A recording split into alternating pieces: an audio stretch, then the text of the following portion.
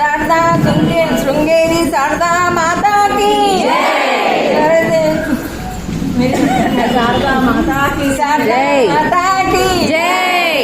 అమ్మ అందరికీ కూడా శుభాకాంక్షలు మొత్తుకోండి. కారణం ఏంటంటే 5 నెలల బట్టి ప్రతి పున్నమికి కూడా రామపారాయణం పొద్దున 6 గంటల నుంచి సాయంకాలం 6 గంటల దాకా అవిరామంగా చేసుకుంటూ ఇది 5వ నెలగా స్వీకరించి రేపు పున్నమి అయినా కూడా పొద్దున మొదటి చతుర్దశి గడియల్లో సాయంకాలం పున్నమి గడియలకి పూర్తి చేద్దాం ఈసారి రామపారాయణ అంటున్నాం. దానికి తోడు చతుర్దశి నాడు ఇవాళ ఏ వసంత నవరాత్రులు అయితే శుద్ధ పాఠ్యం చతుర్శుద్ధ పాఠ్యం నుంచి మొదలెట్టుకున్నాము అక్కడి నుంచి వసంత నవరాత్రులు నవమి దాకా జరుగుతాయి.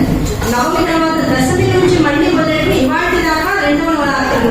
అంటే మొదటి నవరాత్రులు శ్రీరామనవమి భద్రాచలం రాముడి దగ్గర విశేషంగా జరుపుకోవడం ఆనవాయితీగా కొన్ని ఏళ్ల నుంచి దశాబ్దాల నుంచి యుగాల నుంచి వస్తాయి. అయితే మనకి తెలియనటువంటిది చరిత్ర ఎప్పటి నుంచో తనలో దాచుకున్నటువంటి రహస్యము కోదండరామ స్వామి ఒంటిమిట్ట వారు. ఎప్పుడైతే ఈ తెలంగాణ ఆంధ్ర తెలుగు రాష్ట్రాలు 2గా విభజింపబడ్డాయో అప్పటి నుంచి నిజం చెప్పాలంటే ఎప్పటి నుంచో ప్రాచుర్యంలో ఉన్న విభజన తర్వాత కోదండరామ స్వామి ఒంటిమిట్ట ఆలయం విశేషంగా ప్రాచుర్యం పొందింది. ఇక్కడ భద్రాచలం ఎలా చేస్తామో అక్కడ ఒంటిమిట్ట కోదండరామ స్వామికి ఎలా చేయడం అనేటువంటిది అక్కడ ప్రభుత్వం ఆనవాయితీగా స్వీకరించింది. అయితే విశేషం ఏంటంటే ఆ నవరాత్రులు మొదటి 9 నవరాత్రులు కూడా భద్రాచల రాముడు అయితే ఈ 9 నవరాత్రులు స్వామి కోదండరామ స్వామి. ఈ కోదండరామ స్వామి యొక్క కళ్యాణం ప్రత్యేకంగా సాయంకాలం ప్రదోషకాల సమయం నుంచి మొదలుతుంది. భద్రాచలం పొద్దున పూట అవుతుంది, ఇది సాయంకాలం పూట అవుతుంది. అంటే మనం పొద్దున పూట దాదాపుగా అయ్యవారి యొక్క పట్టాభిషేక సభ నేర్చుకోవడం, మొత్తం 9 నవరాత్రులు జాగ్రత్తగా అవిటల్లో వాళ్ళని లలితావకాశం చేసుకోవడం, దాంతో పాటుగా అయిపోయిన తర్వాత కూడా వీలైన వరకు అందరూ కూడా అమ్మవారిని వదలకుండా ఏదో రకమైనటువంటి ఉపాసనలో ఇప్పటిదాకా ఉంటూ ఉండడం. ఈ పౌర్ణమి ముందు చతుర్దశి రోజు ఈ అమృతకాలం శుక్రవారం నాడు రావడం, ఆ అమృతకాలమే మనకి కోదండరామ స్వామి కళ్యాణ మహోత్సవం అవ్వడం. అక్కడ పొద్దున 6 గంటలకు మొదలెట్టి సాయంకాలం ఇప్పుడు అక్కడ ఎప్పుడైతే ఎదుర్కోవడం మొదలవుతుందో అక్కడికి మనం స్వస్థ శ్రీరామ స్వయం లలిత అక్కడ రాముడి యొక్క వివాహ కళ్యాణ మహోత్సవం జరుగుతుంది. పొద్దున్న నుంచి ఆరాధించింది 14 రోజులు బట్టి అమ్మవారిని ఆరాధించుకుంటూ వచ్చాము. మనం కుమార్తెతో ఒక 6 నెలల పాటు దీనికి విరామం పలుకుతుంది.